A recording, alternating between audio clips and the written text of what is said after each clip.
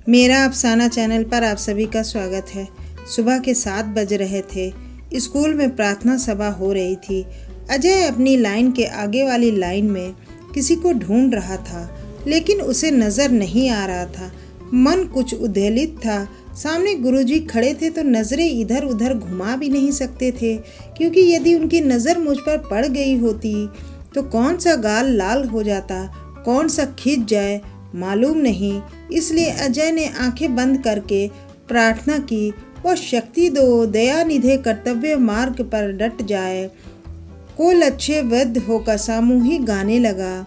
मुंह से सिर्फ शब्द प्रफुल्लित हो रहे थे। दिल और दिमाग में तो तस्वीर सफ़ेद रिबन से बंधी 2 चुटिया बालों वाली सफ़ेद दुपट्टा सलीके से गले में डालने वाली की आ रही थी, मगर वो प्रार्थना सभा में नज़र नहीं आ रही थी। बस मन को समझाया जा रहा था कि शायद आज आगे की पंक्ति में होगी या फिर उसे आने में देर हो गई होगी। मानसी भी यही सोच रही थी कि आज अजय स्कूल आया होगा या नहीं। अजय 8वीं पास करके इंटर कॉलेज में 9वीं में प्रवेश कर लिया था। जब क्लास टीचर ने अगले दिन सुबह सारी क्लास के सामने परिचय पूछा तो मानसी ने पीछे मुड़कर देखा। मानसी उसकी अगली वाली सीट यानी स्टूल पे बैठी हुई थी। अजय सीधा सरल स्वभाव का लड़का लग रहा था। मानसी भी वैसी ही थी। वैसे भी सीधे लड़के उसे अच्छे लगते थे। खैर, उन दिनों में कभी बात तक नहीं हुई, बस दोनों एक दूसरे को निहारते या फिर नजरें नीचे कर लेते। हाई स्कूल तक इश्क और मोहब्बत का आकर्षण का ज्ञान नहीं होता है। उस समय बालकपन रहता है, तब ना किसी के प्रति बुरा ख्याल आते हैं और ना कोई धारणा, क्योंकि तब दिल साफ होता है। लेकिन जैसे ही 11वीं में दोनों ने प्रवेश लिया, इधर किशोरावस्था ने उनको अपने आगोश में लेना शुरू कर दिया। अब कपोल कल्पनाओं का संसार बनना शुरू हो गया। अजय और मानसी दोनों का आकर्षण बढ़ने लगा। इधर दोनों ने अपना संसार एक दूसरे के लिए सजा बैठने लगे। अजय ने कभी मानसी को अपने दिल की बात नहीं कही और न ही मानसी ने कभी अपने दिल के जज्बात अजय को बताए। बस अनकही मोहब्बत दोनों के मन में हिलोरे मार रही थी। अजय बस उसको एक नज़र भर देख लेता, उसकी बेचैनी दूर हो जाती। और मानसी कभी चुन्नी जानबूझकर पीछे अजय के डिस्क में डाल देती तो कभी स्टूल को पीछे करती ताकि उसे अजय की एक झलक मिल जाए।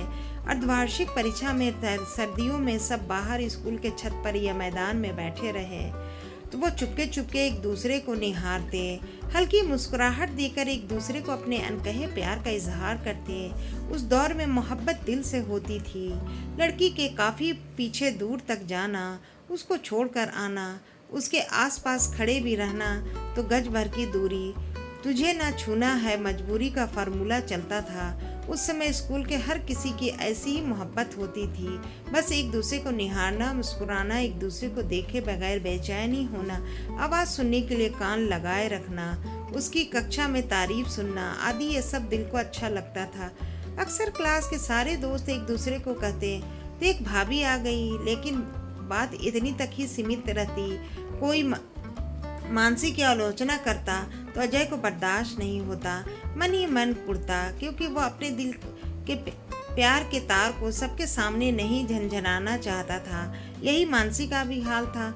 यदि कोई अजय की तारीफ कर दे या उसकी खूबसूरती या व्यवहार के बारे में कह देते तो खुशी और जलन उन दोनों के भाव में आते, लेकिन दोनों भावों को दबा कर रखती। नया साल आए तो दोनों ने एक दूसरे को ग्रीटिंग कार्ड देने की सोची, लेकिन दे कैसे? अभी तक तो बस निगाहों ने शर्माते हुए नैनों से बात की थी। आमने सामने मिलने पर तो बस नजरें झुकाकर चली जाती थी मानसी। यदि किसी के पास दे भी तो विश्वास कैसे किया जाए, यह बात मन को और डरपोक बना रही थी। इस बार अजय ने सोचा, नए साल का ग्रीटिंग में कुछ शायरी लिखकर इजहार करूं। 4 पेज का प्रेम पत्र भी लिख दिया, देने की पूरी योजना भी बना दी। इस बार कॉपी या किताब के अंदर छुपा कर दूंगा। जैसे जैसे दिसंबर महीना आखिरी तिथि की ओर बढ़ रहा था, अजय की उत्सुकता बढ़ती जा रही थी। हर रोज़ नए दीवार्स पर फिल्मी गीतों में अपने को हीरो और मानसी को अपनी नायिका दिखता था। 9 वर्ष के ग्रीटिंग कार्ड में अजय ने बहुत सुंदर शायरियाँ लिखी हुई थी, कुछ दिल की तोड़ने वाली, कुछ दिल को जोड़ने वाली, कुछ नए साल की और कुछ अपने दिल की। इधर मानसी को इसकी भनक तक नहीं थी। घर में पानी भरते हुए, कभी किताब पढ़ते हुए, कभी रोटी बनाते हुए, उसे बस अजय का ही ख्याल आता था। तरुणी उम्र में अजय ही उसका राजकुमार था। अक्सर हिंदी फिल्मों में वो खुद को नायिका और अजय को नायक समझकर दिवा स्वप्नों में खो जाती थी। किशोर अवस्था में अक्सर यह सब होता है, लेकिन तब युगल एक दूसरे में अपना संसार सजा बैठता है। ऐसे ही कुछ हाल अजय और मानसी के थे।